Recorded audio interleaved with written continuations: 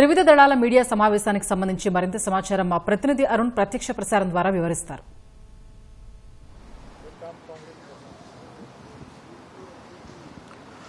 Thank you. త్రివిధ దళాలకు చెందినటువంటి ఆర్మీ, నేవీ, అదేవిధంగా ఎయిర్ ఫోర్సు ఈ మూడు దళాలకు చెందినటువంటి డీజీ స్థాయి అధికారులు ఈరోజు ఆపరేషన్ సింధూర్కు సంబంధించినటువంటి వివరాలన్నీ అందించడం జరిగింది. పహల్గాం దాడి తర్వాత దాదాపు 10 రోజుల పాటు తాము వేచి చూశామని, 10 రోజుల పాటు తాము ఈ దాడికి సంబంధించి సాధారణ భారత పౌరులను ఇక్కడికి వచ్చి చంపటం అనేది తాము భరించలేకపోయినట్లుగా, ఈ నేపథ్యంలోనే తాము ఉగ్రస్థావరాలను ప్రధానంగా ఎంచుకొని 9 ఉగ్రస్థావరాలను ప్రతి ఒక్క అంశంలో కూలంకషంగా పరిశీలించి ఎక్కడా కొలెటరల్ డ్యామేజ్ జరగకుండా, అంటే ప్రజలకు ఎలాంటి నష్టం జరగకుండా, ప్రజలకు సంబంధించినటువంటి ఆస్తులకు ఎలాంటి నష్టం జరగకుండా ప్రత్యేకంగా ఉగ్రమూకలు స్థావరంగా ఎంచుకున్నటువంటి ప్రధానటువంటి అంశాలనే ఆధారం చేసుకొని తాము దాడులు నిర్వహించామని, ఈ దాడుల నిర్వహణ తర్వాత పాకిస్తాన్ ఆర్మీ వైపు నుంచి తిరిగి మన భూభాగం వైపు దాడి చేయడానికి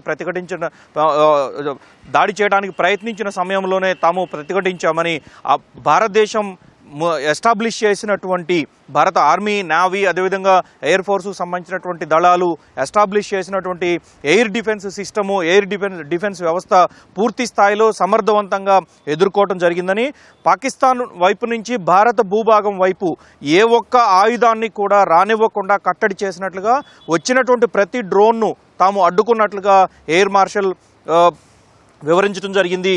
ఈ మొత్తం వ్యవహారంలో ప్రతి ఒక్క ఉగ్రముఖకు సంబంధించినటువంటి ప్రతి ఒక్క అంశాన్ని తాము కూలంకషంగా పరిశీలించి ఆ స్థావరాన్ని పసిగట్టి, ఆ స్థావరం పేల్చిన తర్వాత కూడా అక్కడ ఉన్నటువంటి డెబ్రిస్ను, అక్కడ ఏర్పడినటువంటి శకలాలను కూడా తాము గుర్తించిన తర్వాతనే ఆపరేషన్ నుంచి బయటకు వచ్చినట్లుగా, స్పష్టమైనటువంటి ఆధారాలన్నిటి కూడా నమోదు చేసినట్లుగా స్పష్టమైనటువంటి అంశాలు వీటన్నిటిని మీడియా ముందు ప్రవేశపెట్టడం జరిగింది.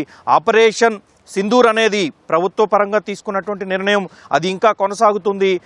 సరిహద్దుల్లో ఎలాంటి కవ్వింపు చర్యలను తాము సహించబోము అని చెప్పి స్పష్టమైనటువంటి సంకేతాన్ని భారత భూభాగంలోకి, భారత సౌభ్రాతత్వానికి, భారత భూభాగానికి సంబంధించినటువంటి ఏ ఒక్క చిన్న అంశంలో కూడా ఎలాంటి జోక్యానికి తాము సిద్ధంగా లేము.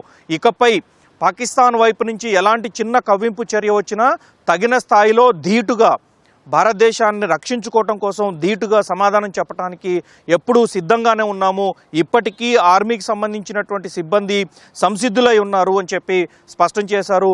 దీంతో పాటుగా అరేబియా సముద్రంలో పాకిస్తాన్ వైపు నుంచి వచ్చేటువంటి అన్ని విషయాలను తాము గమనిస్తున్నామని, ఇప్పటికీ తమ యుద్ధ నౌకలు, ఆయుధాలకు సంబంధించినటువంటి నౌకలు, వీటితో పాటుగా ఆపరేషన్స్ ఎప్పుడంటే అప్పుడు ఆ క్షణంలో ఆపరేషన్ చేయటానికి సిద్ధంగా ఉన్నట్లుగా, అక్కడ మొత్తం సమాయత్తమై ఉన్నట్లుగా, నౌకాదళానికి సంబంధించినటువంటి అన్ని ఏర్పాట్లు పూర్తి ముమ్మరంగా చేసినట్లుగా, నౌకాదళం పరంగా భూమిపైన ఆర్మీ, అదేవిధంగా ఆకాశంలో ఎయిర్ ఫోర్సుకు సంబంధించినటువంటి అన్ని గగనతల వ్యవస్థలన్నింటినీ ఎట్లా అయితే నిరంతరం పర్యవేక్షిస్తూ వస్తున్నామో అదే తరహాలో గగనతలాన్ని, సముద్రాన్ని కూడా నేవీకి సంబంధించినటువంటి ఓడలు, నేవీకి సంబంధించినటువంటి సిబ్బంది నిత్యం పర్యవేక్షిస్తూ ఉన్నారు. ఇది తప్పనిసరిగా పాకిస్తాన్కు తగిన గుణపాఠం చెప్పటానికే, తాము ఎనిమిగా ఉన్నటువంటి వ్యక్తికి గుణపాఠం చెప్పాల్సిందే అని చెప్పి తాము నిర్ణయించుకున్నామని, అందుకనే ఈ రకమైనటువంటి యాక్షన్కు పాల్పడినట్లుగా, ఈ రకమైనటువంటి యాక్షన్ తీసుకోవడానికి తాము సిద్ధపడి అన్ని రకాలుగా పూర్తి ప్రణాళికతోనే ఈ మొత్తం యాక్షన్ తీసుకున్నట్లుగా వివరించడం జరిగింది. అయితే పాకిస్తాన్కు సంబంధించినటువంటి ఈ దాడి, ఆపరేషన్ సింధూర్కు సంబంధించిన వ్యవహారంలో ఎంత నష్టం జరిగింది, ఏ విధమైనటువంటి ఆయుధాలు ఉపయోగించారు అనేవి ఇక్కడ ప్రధానం కాదు. నష్టం ఆర్థికపరమైన నష్టమా, లేకపోతే ఇంకొక ఆయుధాల పరంగా నష్టం జరిగిందా అనేటువంటిది ఇక్కడ ప్రశ్న కాదు. పెట్టుకున్నటువంటి టార్గెట్ను అచీవ్ అయ్యామా లేదా, పెట్టుకున్న టార్గెట్ను కూల్చగలిగామా, పెట్టుకున్న టార్గెట్ను పూర్తి స్థాయిలో ధ్వంసం చేయగలిగి ఉగ్రముఖలకు సంబంధించి, టెర్రరిస్టులకు సంబంధించినటువంటి పూర్తి స్థాయి మౌలిక సదుపాయాలను ధ్వంసం చేశామా లేదా అనేదే ఇక్కడ ముఖ్యమైనది. అందులో తాము సక్సీడ్ అయ్యాము, అందులో విజయవంతం పొందాము అనేది ఇక్కడ ఆర్మీ, నేవీకి సంబంధించి, అదేవిధంగా ఎయిర్ ఫోర్సుకు సంబంధించినటువంటి డీజీ స్థాయి అధికారులు వివరించారు. అదే సందర్భంలో పాకిస్తాన్ వైపు నుంచి తాము సానుకూలంగా ఆశించినటువంటి స్పందన ఎప్పుడూ కనపడలేదు కాబట్టి తాము ఆపరేషన్ సింధూర్ని ప్రారంభించామని, 7వ తేదీన జరిగినటువంటి ఆపరేషన్ తర్వాత మొత్తం అరగంటలోనే పూర్తి స్థాయి ఆపరేషన్ను నిర్వహించడంతో పాటుగా అక్కడ తరువాత 7వ తేదీ రాత్రి, 8వ తేదీ రాత్రి, 9వ తేదీ రాత్రి 3 రోజుల పాటు పాకిస్తాన్ అనేక రకాలుగా కవ్వింపు చర్యలు చేపట్టింది.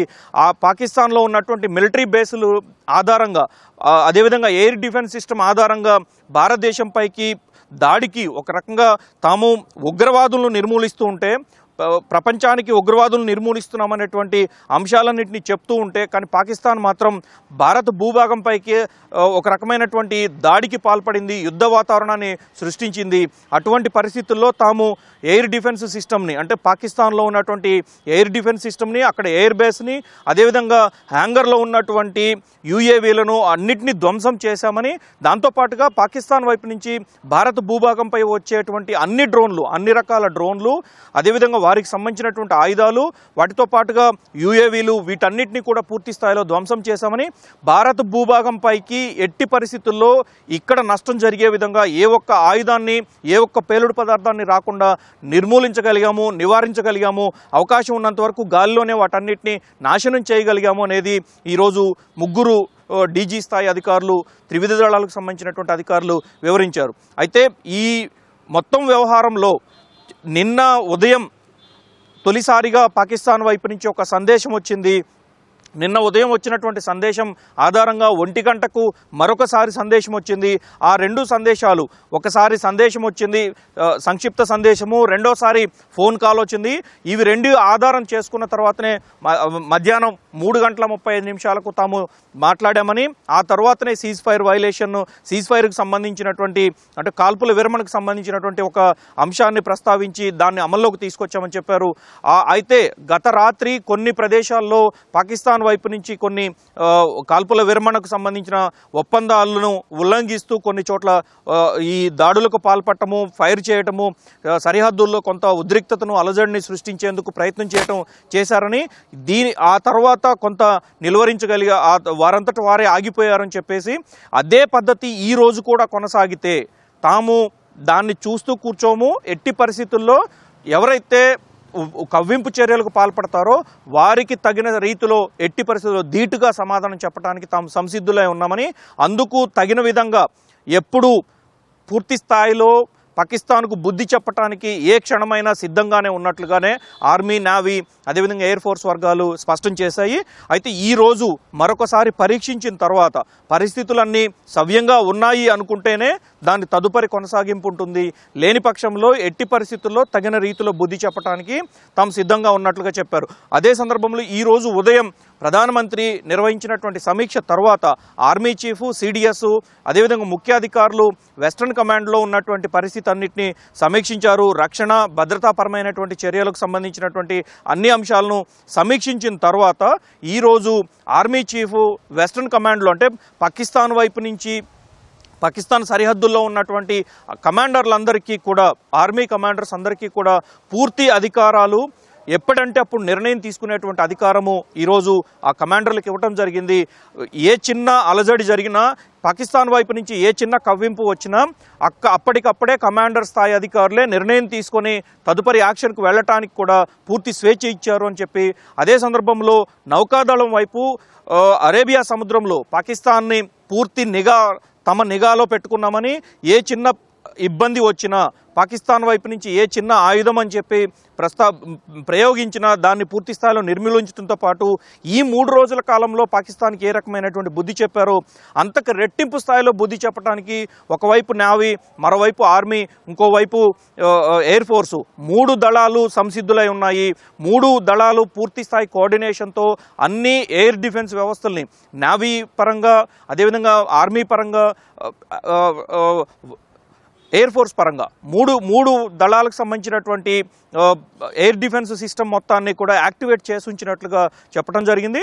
తుదిగా ఈరోజు రాత్రి కాల్పుల విరమణకు సంబంధించినటువంటి వ్యవహారంలో ఈ రోజు రాత్రి ఎలాంటి ఉల్లంఘనలు లేకుండా ఉంటే తదుపరి చర్యలు, తదుపరి విధానాన్ని తాము ముందుకు తీసుకెళ్తాము, లేని పక్షంలో ఏం చేయాలనేది అప్పుడే డిసైడ్ చేస్తామని కూడా ఈరోజు త్రివిధ దళాలకు సంబంధించినటువంటి అధికారులు స్పష్టం చేశారు. ఇక్కడ ఎంత నష్టం జరిగింది, ఏం జరిగింది అనే కంటే టార్గెట్ను అచీవ్ అయ్యాము, ఉగ్రవాదులకు సంబంధించినటువంటి ప్రధానమైన స్థావరాలను నిర్మూలించడంలో భారత్ పూర్తి స్థాయిలో విజయవంతం పొందింది. ఈ విజయవంతం పొందే క్రమంలో 5 జవాన్లు బీఎస్ఎఫ్ వైపు నుంచి, ఆర్మీ వైపు నుంచి 3 త్రివిధ దళాలు, అదేవిధంగా ఇతర భద్రతా దళాల వైపు నుంచి ఇప్పటి వరకు 5 జవాన్లు వీరమరణం పొందారు. వారందరి ఆశయాలకు అనుగుణంగా వారందరికీ పూర్తి స్థాయిలో తాము నివాళులు అర్పిస్తూనే ఎక్కడ ఇకపై ఎలాంటి ఆస్తి నష్టం కానీ ప్రాణ నష్టం కానీ జరగకుండా ఉండేలా ముందస్తు చర్యలకు కూడా తాము సిద్ధంగా ఉన్నాము. ఇప్పుడు తీసుకునేటువంటి చర్యలతో పాకిస్తాన్కు తగిన రీతిలో బుద్ధి చెప్పడానికి, ఎప్పుడంటే అప్పుడు పాకిస్తాన్ కవ్వింపు చర్యలను నివారించడానికి పూర్తి సంసిద్ధులై ఉన్నట్లుగా త్రివిధ దళాలు స్పష్టం చేశాయి. Over to studio.